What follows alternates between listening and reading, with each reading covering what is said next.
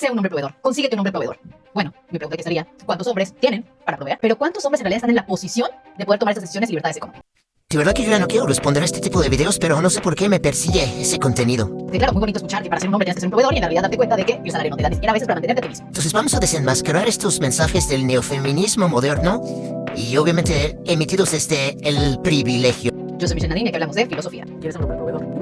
No eres proveedor y no eres protector, eres invisible. Estos discursos se han hecho muy famosos alrededor de todas las redes sociales, donde alienta que el hombre tiene que proveer, ya sea a su familia o a su pareja. Cifras según el Coneval y el INEGI no son muy alentadoras. Sostienen que el promedio mensual de ingresos de los hombres está aproximadamente en 8,000 pesos. Ok, para empezar, si dices sobre esto de filosofía, debes saber que hay una gran diferencia entre lo que es la teoría y la práctica o la realidad. Y como tú misma lo dices, ese contenido se ha hecho muy popular es porque en verdad existe una gran mayoría de hombres que tienen que hacer eso no por decisión o por gusto, sino por necesidad. Recordarás que los argumentos subjetivos se basan en datos y en la realidad, y las opiniones subjetivas, eso sí, pueden venir cargadas de alguna ideología, de alguna opinión o percepción personal o experiencias personales, como lo estás haciendo en tu video. Aproximadamente en 8,000 pesos. Solo el 6% gana más de 15,000 pesos mensuales. Y solo 2 de cada 10 hombres en el sector formal ganan más de 20,000 pesos al mes. Y el 1% supera los 150,000 pesos mensuales. Que nos dejan un promedio de 10% de la población en hombres que pueden ser proveedores. Hablando objetivamente, sí, los salarios en México son precarios y las oportunidades son muy pocas.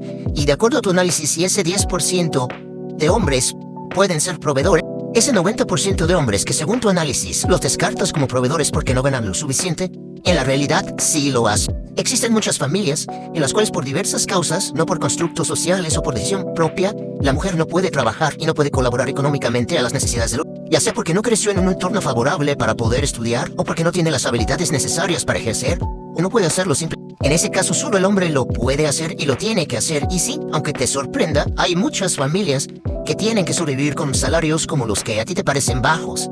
Es por eso que muchos hombres tienen que tomar 2 o hasta 3 trabajos para poder darles un mejor nivel de vida a sus familias. Y es por eso que muchos hombres se sienten relacionados con esos videos, porque esta situación los deshumaniza y prácticamente los convierte solamente en máquinas de generar ingreso. Ahora, hablando subjetivamente, parece ser que tú, ubicada desde una microburbuja de privilegio, en donde tuviste las condiciones idóneas para poder estudiar, ¿te parece que nadie podría subsistir o ninguna familia podría subsistir con salarios de ese tipo? Porque tú nunca te has expuesto a ese tipo de circunstancias. 10% de la población en hombres que pueden ser proveedores. Si no es que menos, que tomamos en cuenta condiciones de vida dignas. Ahora, el problema más importante es que tú no estás abordando el problema de la proveeduría del hombre como una decisión o como un constructo que los hombres fortalecen. Porque al utilizar una estadística para dividir 2 sectores sociales y decir que hay un 10% que ellos sí pueden proveer, entonces estás diciendo que simplemente el hecho de no tener dinero no te da ese privilegio de decirte o sentirte proveedor. Es decir, al 10% entonces sí pueden ser proveedores y sí pueden ejercer estas estructuras tradicionales que tanto te molestan o que tanto atacas. Eso es una incongruencia y en el menor de los casos es hipócrita.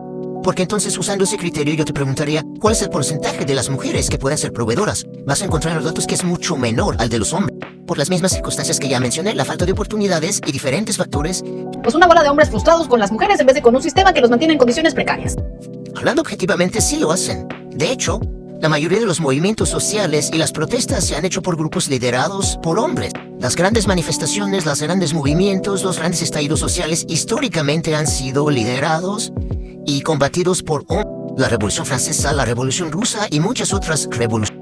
Y a final de cuentas, en condiciones de estallido social, son ambos sexos los que tienen que unir filas para crear estos cambios, tanto hombres como mujeres.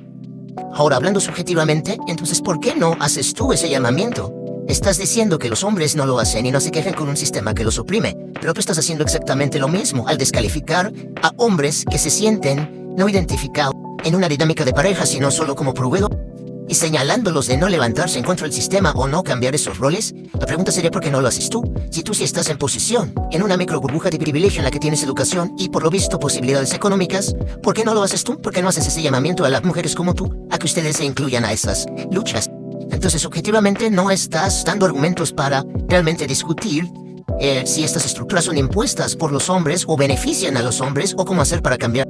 Ni tampoco estás aportando alguna propuesta de valor para cambiar ese sistema o esas condiciones que limitan las oportunidades para ambos sexos, al momento de que recargas toda la responsabilidad de los hombres. Por ello, este tipo de videos quedan solamente en un discurso neofeminista y emitido desde una burbuja de privilegio. Y dejar de propagar mensajes que no son para la mayor parte de la población.